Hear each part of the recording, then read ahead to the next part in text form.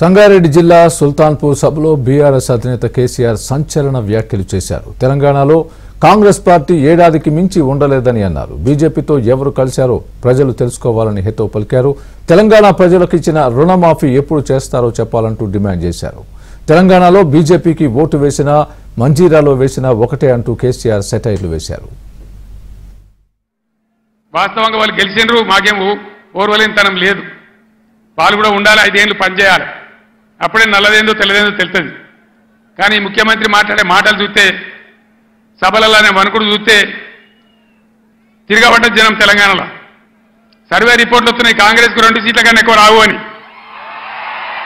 అంతటా అన్ని జిల్లాలలో కూడా రైతాంగం తిరగబడతా ఉంది.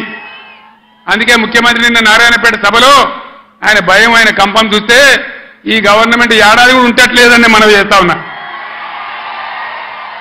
ఎవడు ఎప్పుడు పోయి బీజేపీలో కలుస్తాడో, ముఖ్యమంత్రి జంపు కొడతాడో, ఏమవుతుందో.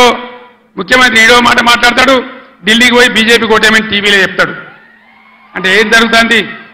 ఎవరికి ఎవడు బీ టీము, ఎవరు కలిసిపోయినరు ఒకసారి ఆలోచన చేయాలి. దయచేసి ఏ మార్పాటుగా ఉంటే ఇబ్బంది జరుగుతుంది. కాంగ్రెస్ గతంలో కూడా మీరు 60 ఏళ్ళు చూసినారు. ఇంకా కూడా ముందరికి మోసపోతే దెబ్బతింటాం. ఇప్పుడే పెద్దలు పోచారం గారు చెప్పినారు, పాలిచ్చే భార్యను ఎత్తేసి దున్నపోతుని తెచ్చుకున్నామని. జరుగుతుంది. రాజకీయాలలో అప్పుడప్పుడు గమ్మత్తుగా గుడ్డి లక్ష్మి వచ్చినట్టు కొంతమంది లిల్లీ పుట్టుగాళ్ళకు కూడా అధికారం వస్తుంది. వాళ్ళని ఎందుకంటారు లిల్లీ పుట్టని? ప్రజల అధికారం ఎందుకు ఇస్తారు? మాకు సేవ చేయమని, రాష్ట్రాన్ని బాగు చేయమని, గత ప్రభుత్వం కంటే కొన్ని మంచి పనులు చేయమని అధికారం ఇస్తారు. కానీ అడ్డదిడ్డం పనులు చేయమని చెప్పరు. ఇలా ఏం జరుగుతూ ఉంది ఈ రాష్ట్రంలో? ఆ రోజు ఇవాళ ముఖ్యమంత్రి చెప్పిండు 2 లక్షల రుణమాఫీ డిసెంబర్ 9 తారీఖు.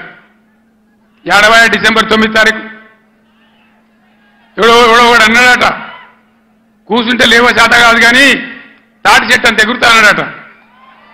డిసెంబర్ 9 పోయింది, అన్ని పోయినాయి. మళ్ళా ఆగస్టు 15కి చేస్తామంటారు. మొన్న ఇంకో ఎమ్మెల్యే రేవూరి ప్రకాష్ రెడ్డి అని ఏడాది తర్వాత చేస్తామంటారు. అసలు వీళ్ళు చేస్తారా? వీళ్ళని నమ్మచ్చునా?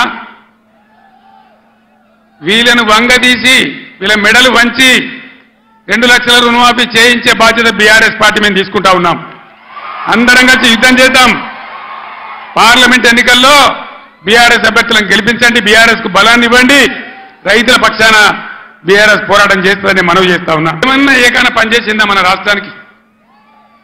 పెద్దలు చెప్పారు, అక్కెరకు రాని చుట్టము మొక్కిన మరం ఇయ్యని వేల్పు మోరమున దానెక్కిన బారని గుర్రము గ్రక్కున విడవంగా వలవి కదరా సుమతను. బీజేపీ అక్కడికి రాని చుట్టం. ఒక మెడికల్ కాలేజ్ ఇయ్యలే, ఒక నవోదయ కాలేజ్ ఇయ్యలే, ఒక జాతీయ ప్రాజెక్ట్ ఇయ్యలే.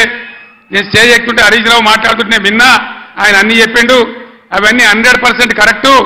బీజేపీకి ఓటేసినా మన మంజీరా నదిలో వాడిసిన గంతే, అది ఎందుకు పనికిరాదని మనం చేస్తా ఉన్నాం. యువకులు గాడుపుల వాడు కొట్టుకొని పోకుండా, పిచ్చి పిచ్చిగా గుడ్డిగా ఓట్లు లేకుండా దయచేసి ఆలోచన చేయాలి.